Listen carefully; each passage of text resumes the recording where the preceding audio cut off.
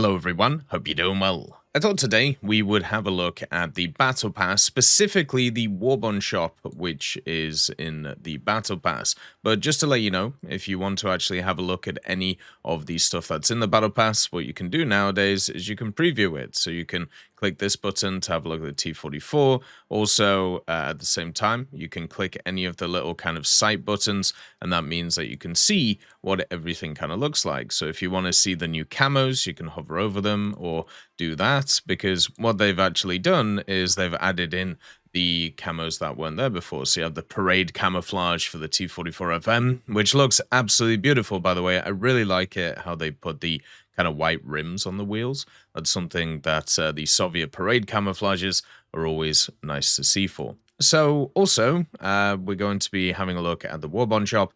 If you want me to do a challenges video, let me know. But to be honest, there doesn't really seem to be a lot of challenges here that are too hard to do. There are a few which may take a bit more time than others, but nothing too crazy. But yeah, this one might be a bit of a problem, the help with repairing one, but we can talk about how to do that kind of in the future. So yeah, if you want to see that, let me know, and then we'll get to it. So let's talk about this new Warbond shop that's here. Warbonds are quite nice. You can obviously get some free stuff with it.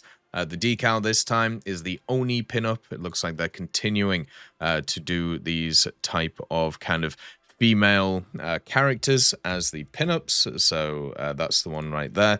You can see the one from last time was the Ulfhedna, the lady with the wolf on the head. This time it is some devil Chinese lady. So it looks like that's going to be what it is. They've actually added some new stuff to the Battle Pass Warbond shop this time. You may see that there's actually more rows here, right? And the basic stuff that they've added is they've added some camouflages for the blue water stuff. So you can see the air tank, and then you have the coastal camouflages, and then the blue water camouflages as well. So they've kind of turned up, and that's made everything go a little bit skew with. You can see here last time you have the camouflages for air and camouflages for ground, and then you have the decal. But now with the other two, it's kind of shoved everything out of place. So hopefully they kind of fix it, because it just looks kind of awkward the way that it's all set up. Also, the decals are back, some of the old ones. You have Kilroy was here, which is really cool. You also have the Cancer Zodiac, and also stuff like the Virgo Zodiac pinup. Just remember, when it comes to these things, the collections, there is actually a Zodiac Pinups 1. So if you want to try and get this collection, you're going to have to get stuff like the Virgo one. Good luck with that. You're basically just shooting in the dark, so we'll see how that goes. Then also, all the Talismans are back once again, all of the standard ones that you see across the board. But you also have, you know, the higher tier ones, the rank 4 blue water, rank 5 tank, and also rank 5 air. It'd be cool to get a coastal one too, since we're getting coastal camouflages as well, maybe at some point. And then also, at the same time, you can have a look at the camouflages that are here too, for the higher tier vehicles. And also, the good old forest is back. So you can get yourself the camouflages for ground vehicles. So you can get the bushes, you can get straw, you can get pine. So this is the thing that I'm going to focus on, because this is how I get like the kind of bushes for my tanks, which I think are pretty useful in order to defend yourself with. So yeah, make sure to have a look at those. So we have a bunch of test drives. We have the Zelen Yakov, the TAM2IP, the Sea Vixen, and also the G-Links.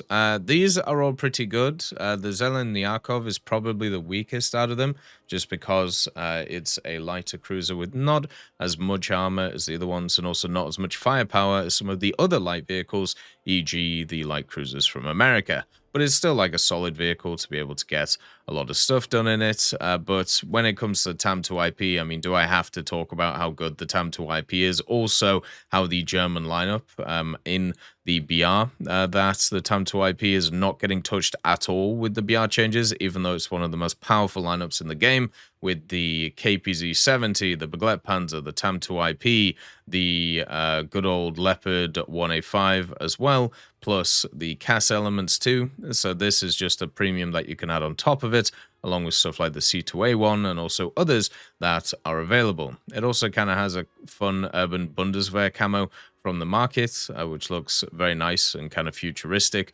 I always, when I look at the TAM to IP, for some reason, I think Command and Conquer, which is always good. By the way, been playing Tempest Rising, pretty fun. Would recommend it if you're a fan of Command and Conquer. So the next one, the Sea Vixen. The Sea Vixen is probably quite fun for a test drive for people, just because it gives you something different at a BR that you usually don't see anything close to it. It's a only missile vehicle in air, and can also be used in ground, because it does have some ground ordnances, some 1,000-pounders, some bullpups, and also some 500s and some rockets. But the main reason you run something like this is because you have the red top air-to-air missile. And since this vehicle is at a BR of 9.0 at the moment, also 8.7 in ground, basically, what you can do is you can fly high, use the red tops to shoot downwards, and see if you can get some kills with it, where most of the things at this BR are actually using guns mainly with a backup of missiles.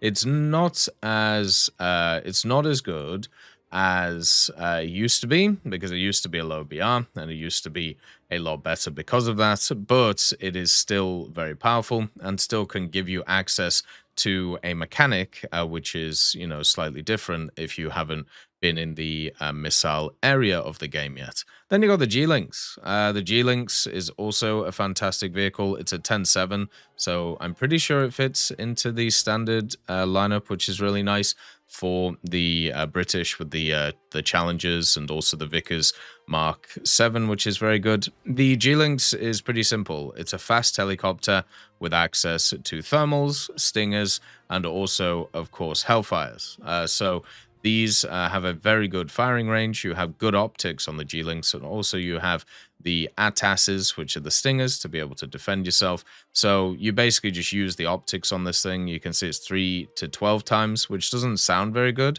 but when you couple it with thermals, you can see from miles away. So then you just use the aimer to be able to donk people with Hellfires, and you have a very small heat signature because you're a tiny helicopter.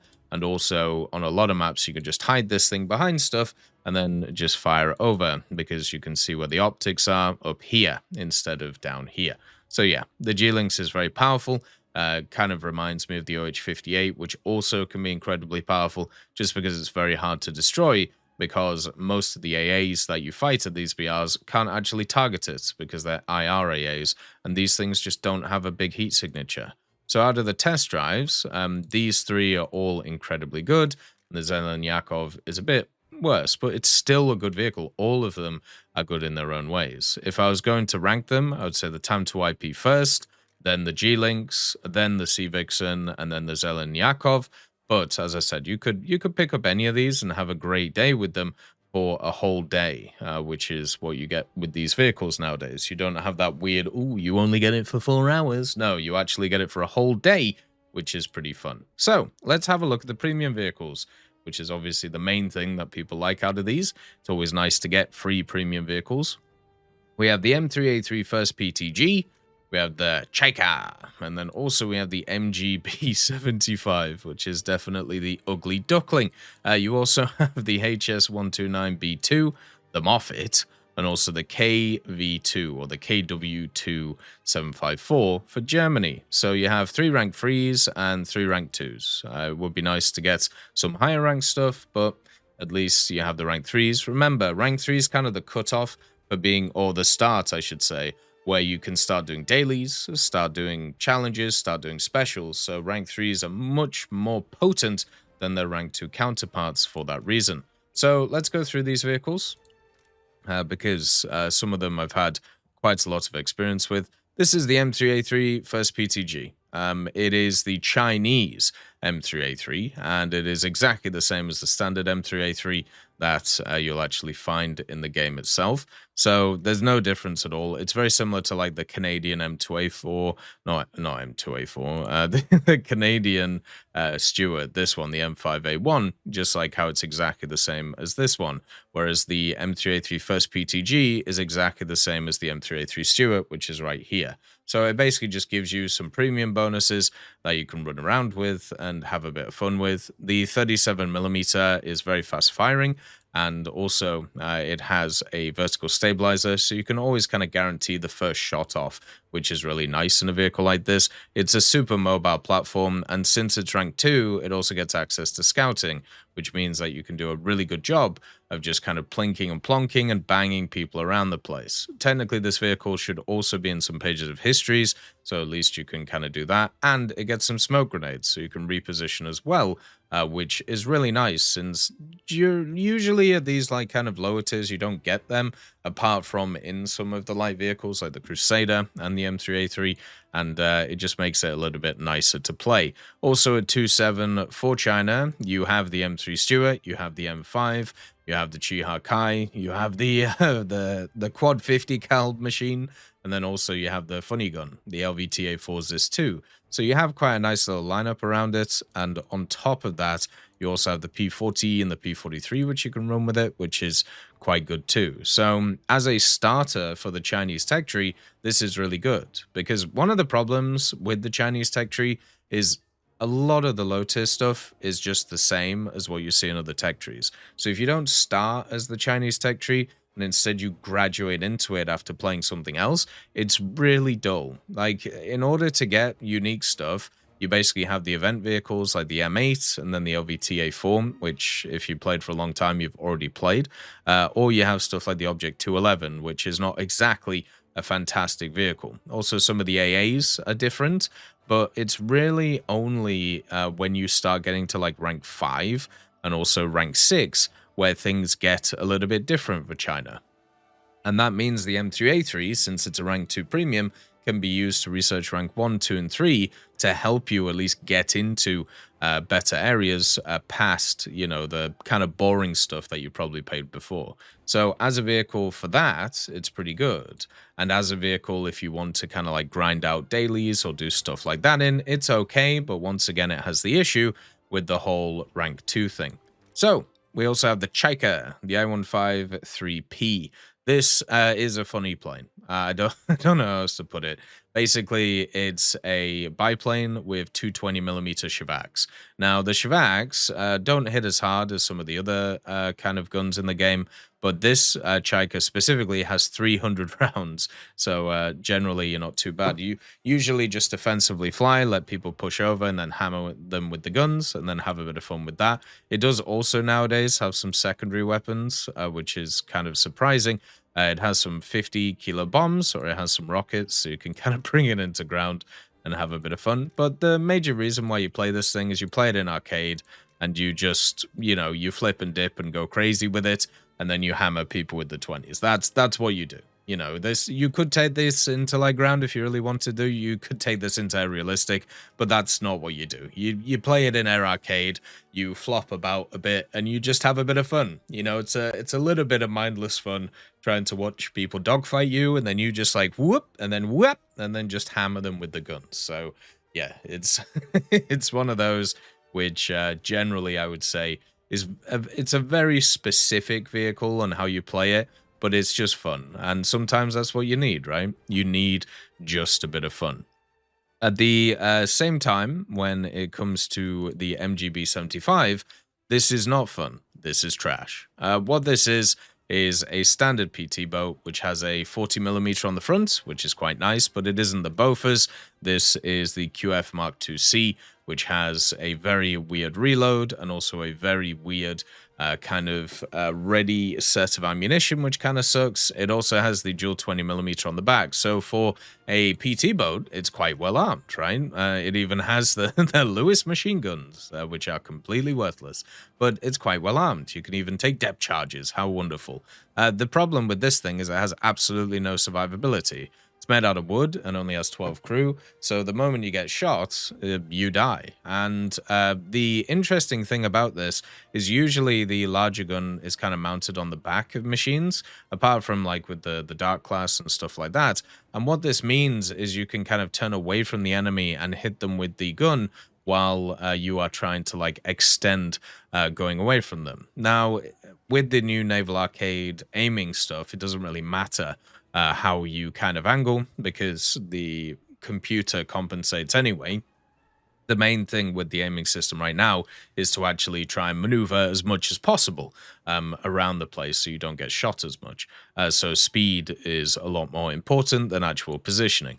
And the MGB at least has that, but it also means that you have to face the enemy and go towards the enemy all the time to be able to hit them, unless you do kind of like a perpendicular, but then you have the largest silhouette and you die even quicker. So out of the vehicles that I played in the British Coastal Tech Tree, these ones have never done very well because they just die way too quickly, and it means that you can't actually use the intense firepower that this thing has. It's much better to get a vehicle with a bit more tankiness, even if it does have a little bit less of the guns. So for me, this is a no, unfortunately, for the vehicle itself. Then we go into the rank 3s, the Duke, the good old Duck. This one does have the MK103, which is very powerful against ground targets. The MK103 has this armored target belt, which means that it pens 77 millimeters, and you can just go through the sides of things really well. It also has an AP shell as well, which has good pen, but I think generally the armored targets is the way to go. You also can technically bring bombs if you really want to, but that's not what to do. It's better to take either the big gun or the smaller gun. The MK103 is better than the 37. With the 37, you do get a little bit more penetration if you want, but at the same time, you lose way too much stuff with it. Like you can see here with the MK103, you get yourself 100 rounds of ammo. With the 37, you get 12. So basically, this one is just way better in terms of just overall damage output. Now, the Duck as a platform is terrible. It's not fast. Its engines are just really bad. They just don't work. These Nomron Bowmaster 14Ms really limit the vehicle. But this one's firepower is incredibly good. So if you can actually get into a ground match where there aren't any aircraft about the place and it's just you, this one can actually do really well for the Italian tech tree.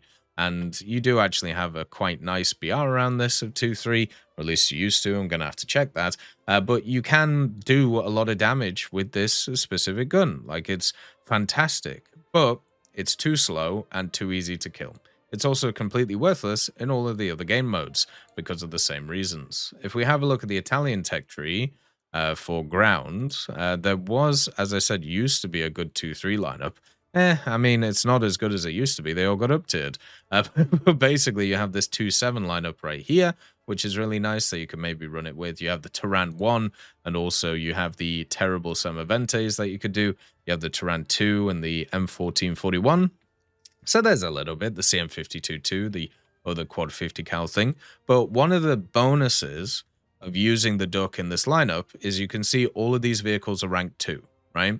So if you use the Duke, or the Duck right here, which is a rank 3 aircraft, in a ground realistic lineup, and you click to spawn it in, what that means is you can actually do events with this lineup, because it will count all of your mission score at rank 3 instead of rank 2. It also means you can do dailies, you can do specials, so it's a way of kind of getting a lower tier lineup into a higher tier match without affecting its BR. And I think that's actually pretty cool. So that's one of the unsung things about the Duck. But I still don't think it's in a very good place because it's just not a great vehicle. The Moffett, on the other hand, is fantastic, and one of the vehicles that will generally always be able to print money and also print research. The Moffett was the go-to for a lot of bot accounts in War Thunder to be able to grind through the tech trees and also grind SL. So it shouldn't be a surprise to you that it's good in the hands of a player too. The Moffett probably isn't as strong as it used to be, just because of the naval aiming changes, making everybody more accurate. Because one of the great things about these guns on the Moffett is they have really, really high DPM. You can see there the first stage fire rate is 22 rounds per minute aced, and afterwards is 15 rounds per minute. So you can literally just salvo fire these and just never stop firing until the end of the match. So if you don't get shot at, you will just create ridiculous amounts of damage in the enemy side of things. But they have moved around the BRs of a lot of vehicles from like 5.7 and 6.0, so you do see a few more monsters nowadays, which aren't as fun to fight. This vehicle has a bunch of different shells. It has the HE, it has 2 common shells, so you can work out, do you want more explosive filler, or do you want more penetration? And then you also have HEVT, which is quite nice too, to be able to do with planes or other stuff. And with the fast firing reload, you're able to manage that very well. The 20mm also at the same time are okay, and also it gets the kind of quad 1.1 inch guns. You can see them right here.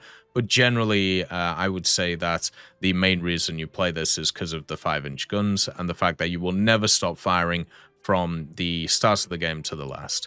This, if left alone, can output a metric ton of damage. And then also, at the same time, it's one of the only naval vehicles that actually has a camo on it, which is from the marketplace, which is hilarious. Because usually in the market camos, there's like 1 Navy camo per thing. So this is the this is the Moffett one.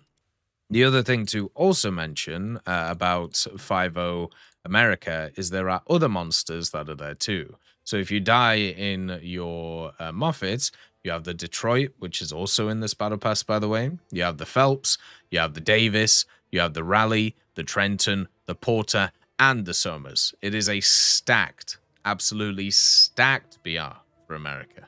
And the Moffett just means that you will always make money alongside of it. Yeah, one of the things I don't think we talked about too much is the box that is here.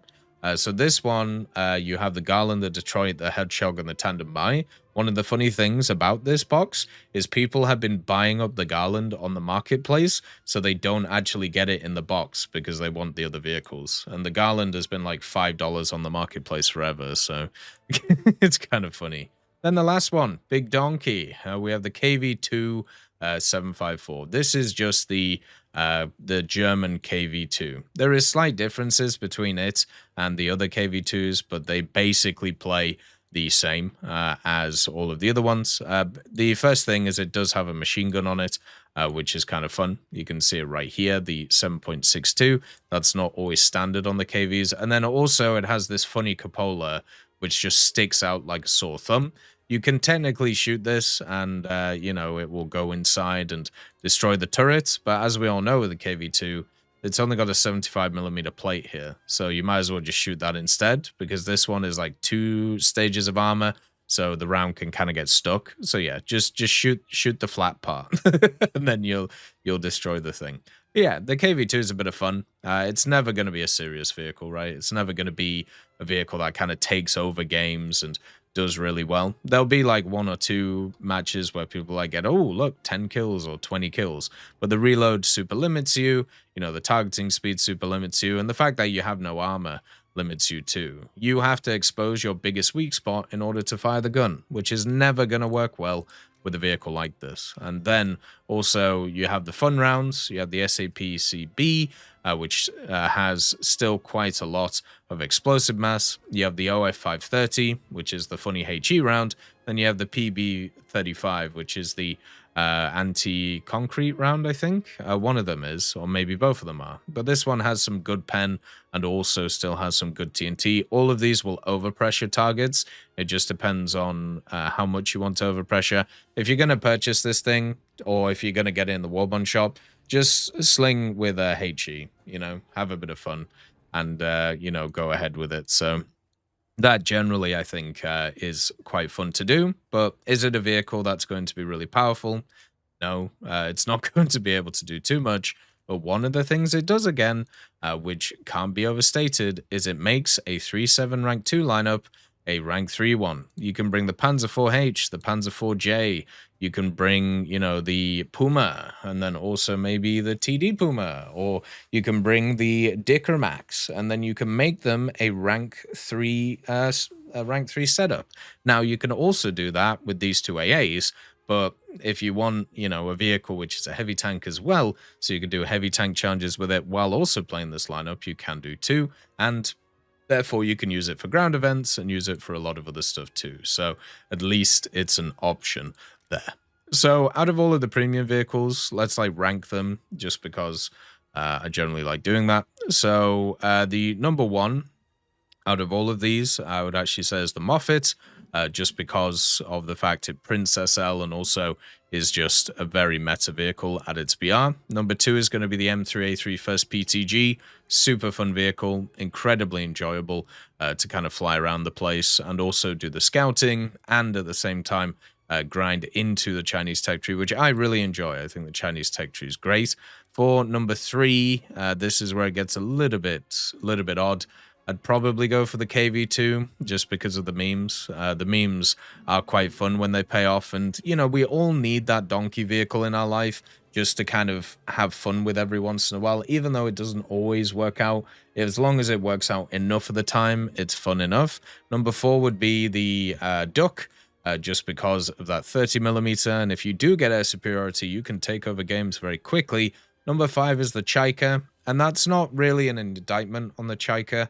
It's just that I don't play a lot of Air Arcade, and that's the area where the Chaika really shines. That's the area where it's super powerful in, where in other game modes, it's not great. So yeah, that's number five for the Chaika. Number six is the MG B-75. It's a terrible vehicle. It just doesn't have enough survivability or speed or anything. And with this new kind of naval aiming stuff, vehicles like this are just going to get torn apart, and that is kind of odd and not very fun. So yeah, hopefully that goes through everything in the Warbond shop. Hopefully you enjoy this Battle Pass, the first sample, and as always, I hope you have a wonderful day. I'll see you next time. I'd just like to thank GMG Smiley, CD Beans, Chieftain Mike, EMN3 Galaxy, Tulio Pontecorvo, Brendan Quinn, Carrion Crow, Gus Irenicus, Pyman, Wartinder, Teddy, Daniel Stanton, Martinez, B. Young, Ozzy Panzer, Alan Hacker, Liam Shear, Opium Prime, Lafouche, Sem, Aslan, Uncle Bean, and Derek R. for supporting the channel.